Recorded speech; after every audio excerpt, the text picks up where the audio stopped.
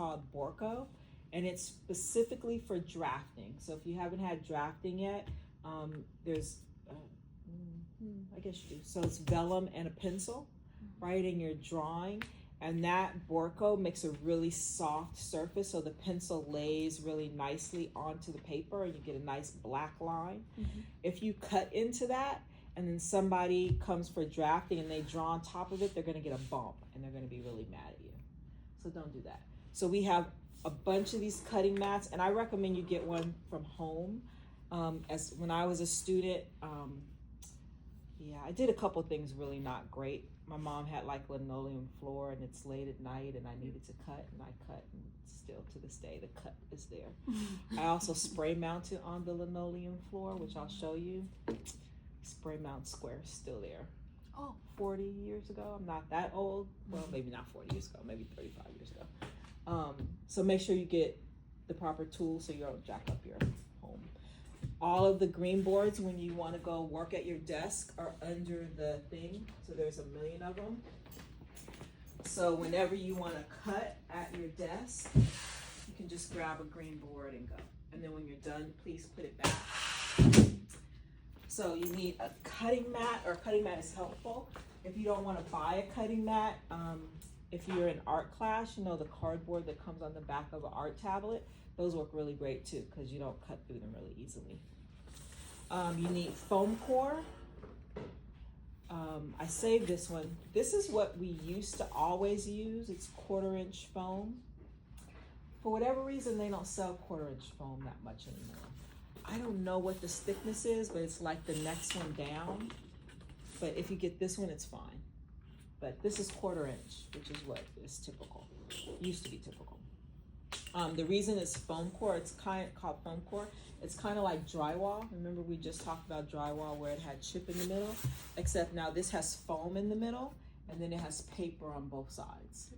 And so we use it in interior design because it's firm. So when you're mounting materials or building stuff, it's not wobbly, like a piece of paper would fall apart, right? So you need foam core. I always say 1/4-inch because it's what I'm used to, but now they sell it a little thinner. That one's fine. What's super, super important is a cork metal back ruler. And I said that backwards, a metal cork back ruler. Metal, so that when you're cutting, you're not cutting, if it's a wood ruler or a plastic ruler, you'll end up gouging into it, and so you'll jack up your ruler. When you're cutting, you want to make sure that's cork back. Notice how easily this moves. So you want to make sure you're doing straight lines. Some of them have foam, so either cork or foam, but when I turn it over, it doesn't move anymore because the cork grips it, right? So you need to make sure they sell, it's either a black foam or a cork, metal cork back ruler. A blade. I tend to like a good utility knife, and this one probably doesn't have extras. Yeah, so a lot of times you'll pull it out and you can store extras in the back, and usually they'll have like this groove. And so with the blade, I'm sorry, I have an old one. With the blade, it's usually pretty long and it has these rivets in it, and then when the blade gets dull, you just pop it off and throw it away. So I like these, you know, they're kind of chunky, but when you're doing big cuts, they're okay. Or you can get an X-Acto knife, which is a little daintier. For me, the reason I don't like it as much is because every time you need to change the blade, which should be often, you have to unscrew it, pull it out, put in another one, and then go, right? So I like the utility knife a lot better because it's just quicker. Anything I forgot? Oh, spray mount. This is basically glue in a can that you will spray on. There are several different kinds. I'll tell you what to avoid. Unless you're really skilled at spray mounting, don't get Super 66 because you put it down, you're done. You don't get any wiggle room. Don't get photo mount because it's the opposite. Okay, photo mount is sort of a really soft kind of glue, so you can pick it up and pull it off. Everything else is sort of right in the middle. So this is Scotch spray mount, and there are other different brands, but it's basically glue in a can. Okay. Where you can get it, any art supply store will have it. The one that we recommend is Carpe Diem because it's a true art supply store. And I'm not from here, but it's on Valley. Everybody know where that is? I've been there a couple times. It's like you drive down and it's like down a hill. Oh. Yeah. So, and the guy that owns it is Joe. He's really nice. He makes packages and stuff for it sometimes. So I always recommend Carpe Diem. But every place should have all of these things, including office supply stores. And somebody glued on this. Don't do that. Keep our supplies nice. Okay, so what you're gonna do, I'm gonna start with the floor plan. So you guys will have printed these out. And I don't like wasting paper. I already told you I'm cheap. So what I'm gonna do is cut this relatively close to the plan. And notice I'm not trying to cut it out perfectly. I'm not cutting on the edge of the building. I'm giving it some wiggle room. But I don't want to glue that whole piece of paper if I don't have to. So I just cut it out really rough. Didn't try to be perfect, right? The second thing I'm going to do, sorry, I don't want to poke you, is I'm going to come over here to my spray booth. So everybody over here. Oh, Super 77. I said 66. I was wrong. This is the one you want to avoid. Of course, it's the one we have in class. So a lot of times we'll have spray here, but this one is super, super sticky. Hopefully, very soon this will get cleaned. It's not supposed to look like this. It's supposed to look clean. It's kind of gross. It's not. I'm not supposed to do this either, so don't do that. But I feel like if I put my thing on there, it's gonna stick. So there's an on-off button, which is also sticky. We didn't clean last semester at all. And this sucks everything in, right? So when you spray, make sure you turn it on. And then I like to test it. It's pretty powerful. So I'm gonna kind of stay back and just spray the whole thing. Ugh. And notice how it came out, probably because I turned this upside down. But it's supposed to suck in. And then once I do that, I'm gonna walk it back over.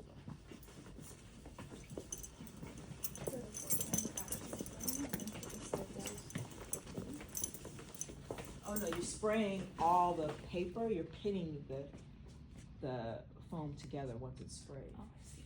Oh, I do have examples actually. So this is actually what we're doing. These are further in the progress, but to answer your question, like we're just pinning it together so that it comes apart. So, oh, I was talking, I'm sorry. I was supposed to be explaining. But notice how I just slapped it on there? Did I try to align it to edge and make it perfect? Slapped it on there without any worry. Did everybody see that, even though I wasn't paying attention to what I was doing? And also I will say, since this is a beginner level class, I've been doing this and teaching for a really, really, really, really long time. So if I say something and I'm saying it like you're supposed to understand and you have no idea what I'm talking about, please stop me and say, what? Because sometimes I just forget what you don't know, if that makes sense. So what I'm gonna do is take my ruler, my metal ruler, and I'm gonna put it on the thing that I'm trying to cut out because I wanna protect it. If I put it over here and start cutting, it's easy for me to mess it up, right? So I'm gonna put the metal ruler on the side that I wanna protect. And then I'm gonna be very patient. Do you know where the blades are? I don't know if they have any. So first thing I need to make sure is that my blade is sharp. And as you grow in this cutting world, you'll be able to, as soon as you put your blade down, know your blade is not sharp. It barely dented it. So it's okay, I'll grab one from you. Okay. 4 times and change your blade. So every 4 cuts, you should have a new blade. Again, I'm cheap, so I didn't do that. But what you will start to understand is when your blade is dragging across your paper as opposed to cutting into your paper, you need a new blade. And that blade I thought looked sharp, but I was wrong. So I'm changing my blade.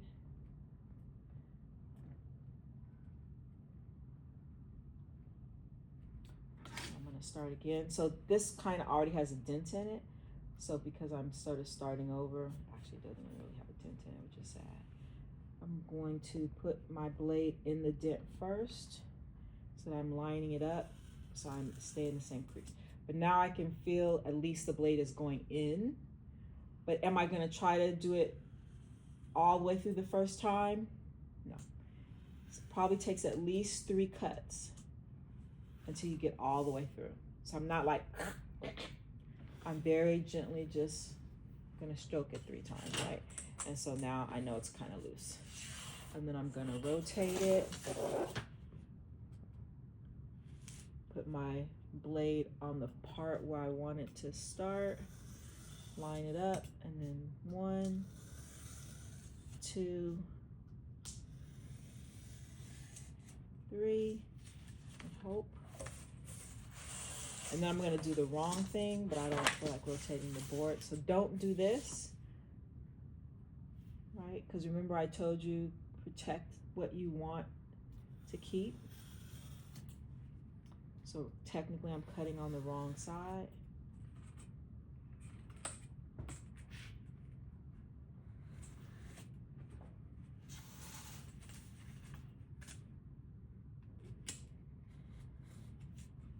And voila, right? So it's right on the edge. I didn't have to line anything up. And now, to the last side.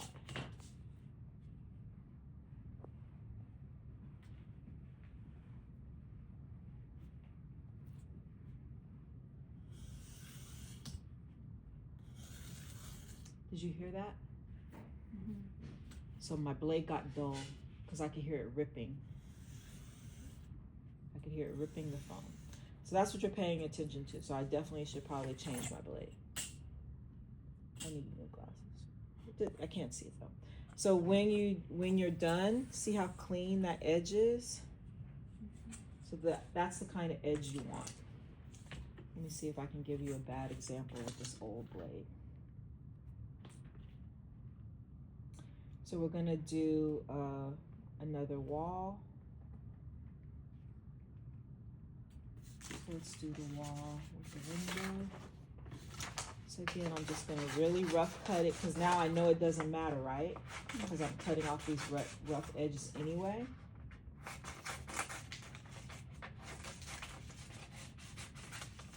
I'll be right back. So again, just slapping it anywhere, not trying to line it up perfectly. And let's see how this blade, what this blade is gonna do.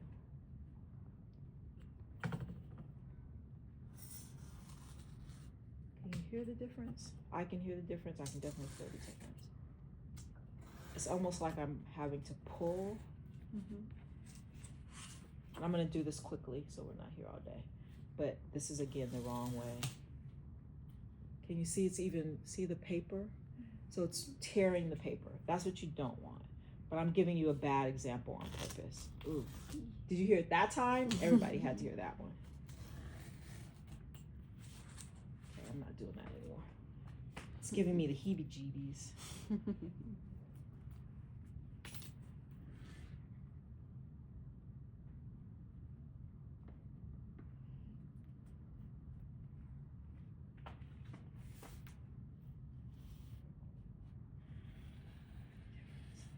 Hear the difference? Yeah. It's like swoosh. It's the difference between swoosh and that one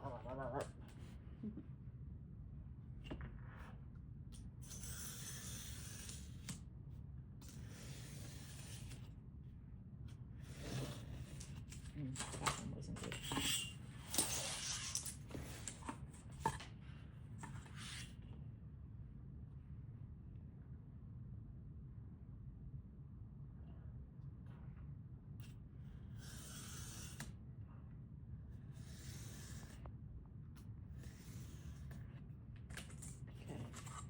So this is the good side, right? That I use the sharp blade, but then look at the side where the blade is not sharp. See how it has those crusties in it? That's what you're trying to avoid. That's basically the blade grabbing onto the foam and making it not pretty. right? So these two sides were the original sides, and then the longer sides I did with the nice blade. Okay, so that you want to avoid that crustiness. Okay, so then what you're going to notice on, I'm going to do one more. What you notice on this wall is I drew in those dashed lines. You want to keep those dashed lines. I have to do this one more time.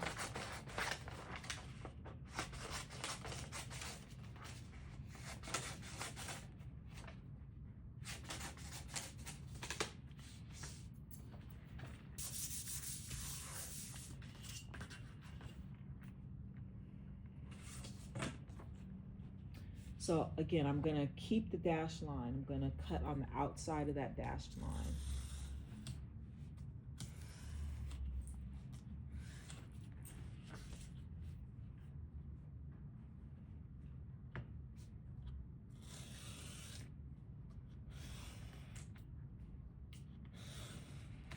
Now I feel this blade getting dull.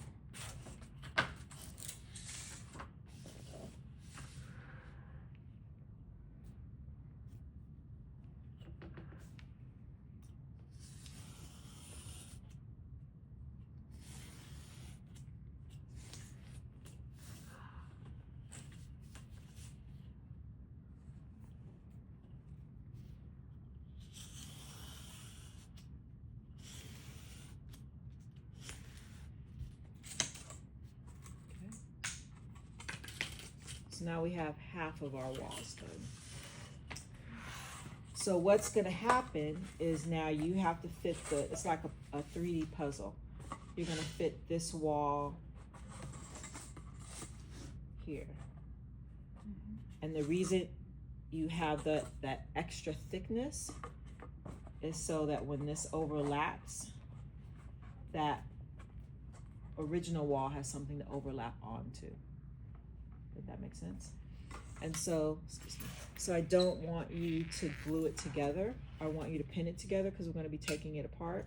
If you don't have pins, there's plenty here. Just come a little early and be careful. So I don't want you to stick yourself. But then you're going to pin it together. And then you'll pin it to the bottom too. Okay. So the one question I haven't heard yet, but you're all thinking, well, how am I going to do the windows? So one of the things that I want you to do, frames around the windows, the wood part. So I used to be a really mean teacher, and these were really good too, but I used to have them actually go buy wood and make the mullions in their model, right? Some of them even have glass, but you don't have to do that. If you want to, you can, but you don't have to. If you want to just go buy wood and trim it, you can, or you just highlight what you know to be wood. So this would be crown molding or base molding.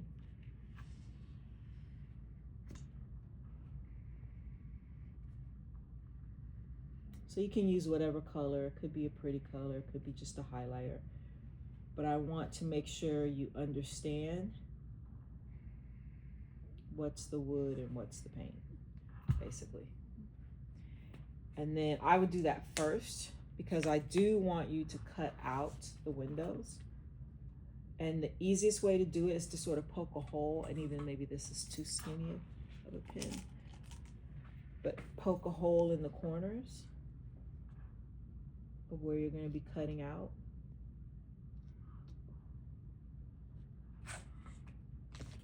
And then you do the same thing. You lay your ruler on the part that you're keeping, because some of these are going to get a little skinny. And then it gives you a good place to start. And then when you get to the, did you hear it fall in the hole? So once you get to the corner, it gives you kind of a stopping point. If you overcut a little bit, it's okay. Just know that some of these are really thin, and so it might break.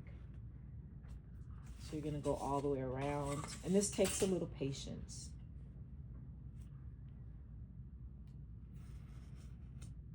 But again, when you get to the hole, it kind of just falls in, so you know where your stopping point is.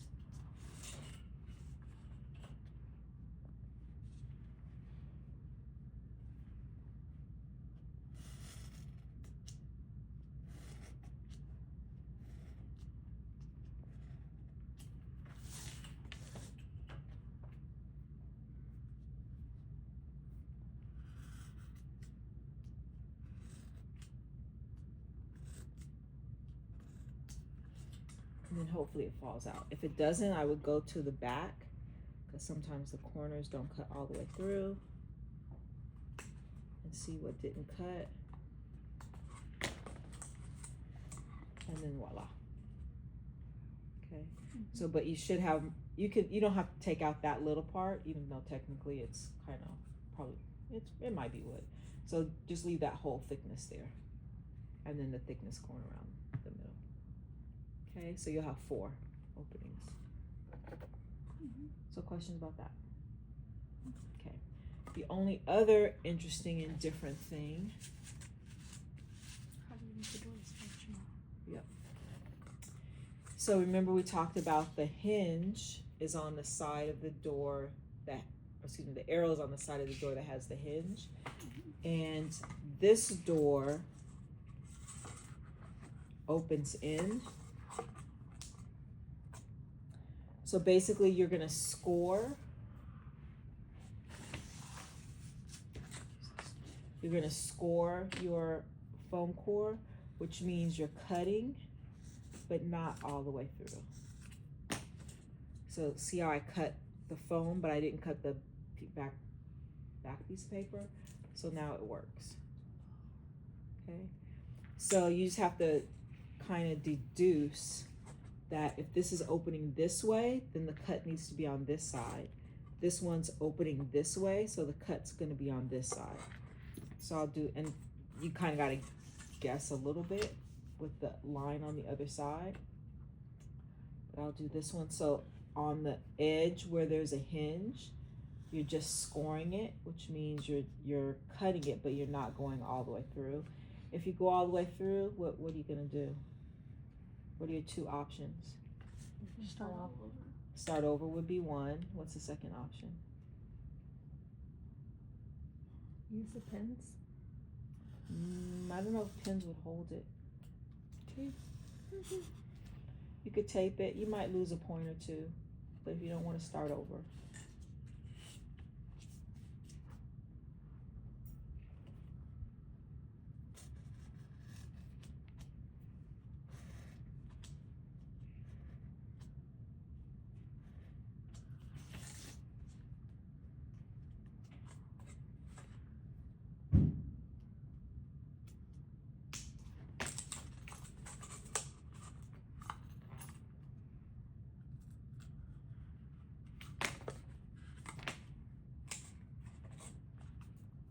Something stuck.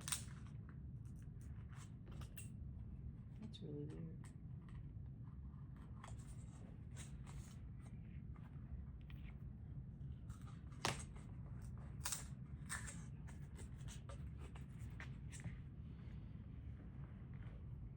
And then you have to score it on this side, so you kind of have to guesstimate a little bit the line on the back side. Okay, and then you'll take it and pin it all together. Cool. And that's all she wrote. So what you're bringing to me next week, it's because it's not next week, it's a long time from now. What you're bringing to me, you'll have your syllabus quiz, your quiz from lecture 1, your house notebook from lecture 1, you're watching the video for lecture 2, the house notebook for lecture 2, and this. You have 2 weeks to finish it.